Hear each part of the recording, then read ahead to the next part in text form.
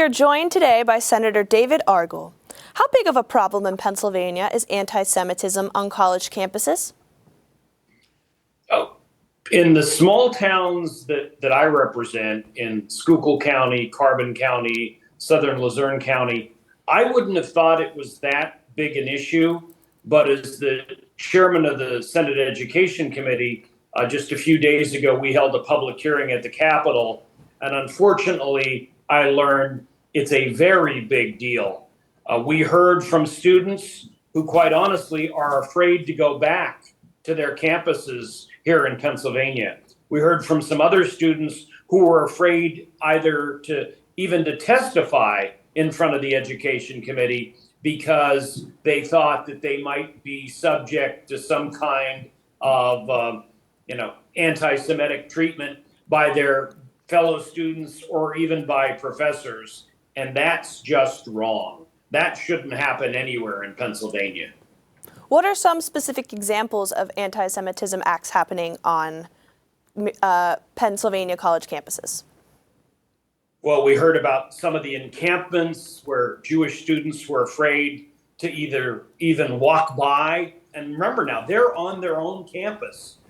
They ought not to have to worry about, slurs or graffiti or, people saying bad things to them on their way to campus or on their way to the library. Some of these things, I've studied European history. And so I guess maybe I would have understood it if I would have been talking to a student in Germany in the 1930s. But this isn't history. This is current events. These are things that are happening on Pennsylvania campuses today. Again, that's just wrong. It was wrong yesterday. It's wrong today. And it'd be just as wrong if it continues to happen tomorrow. You mentioned previously that you are the chair of the Senate Education Committee and that a few weeks ago you put together a hearing specifically about anti-Semitism on college campuses. Why did you feel like this was an important hearing? The headlines just jumped out at me. The things that I saw on television, I just couldn't believe it was happening in Philadelphia, in Pittsburgh. And so that's why we reached out to colleges and universities all across Pennsylvania and gave students the opportunity to testify in front of us. I never dreamt that it could be this bad in Pennsylvania in 2024. As a grad student at Penn State, I spent a good bit of time studying about the Holocaust and how those terrible things happened in Germany in the 1930s and the 1940s. I just never thought that could happen here today. You mentioned students testifying at this hearing. Was there any staff members with them at all? We heard from some of the Jewish organizations. We had given an opportunity for colleges and universities to have administrators testify. They did turn us down. We did get a written statement from one of the administrators at Penn, but mostly we heard from students and people that work with Jewish organizations on campuses in Pennsylvania.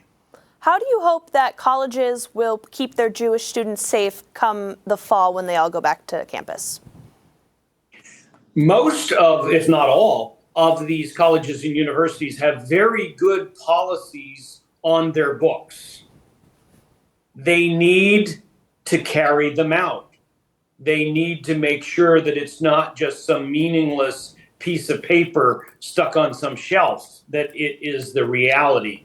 I think that was the key that we heard from the students. And some of them have said that, their universities have done a very good job of making them feel safe on their campuses. Others, unfortunately, not so much. My final question for you is that back in June, you voted on a bill that would cut off state tax dollars from going to higher education institutes that boycott or divest from Israel. And a lot of people, when you proposed this in the Senate, had concerns about infringing upon people's rights to protest and free speech. How can you keep these Jewish students safe and end the anti-Semitism without impacting anyone's First Amendment rights? I don't think it's that hard to protect students' rights and also freedom of speech at the same time. We have a couple of hundred years of practice, and we don't always get it right, but I think we know how. Important to note that that bill passed the Senate 41-7. That's about as overwhelming a bipartisan effort as you can see in the Pennsylvania Senate. The House has now had that bill for more than 4 weeks. It's stuck in committee. I hope that they vote it. I hope that they agree to it. And there's no doubt in my mind that the governor will sign it if the House is willing to put it up for a vote. We've been speaking to Senator David Argall. Thank you so much for your time.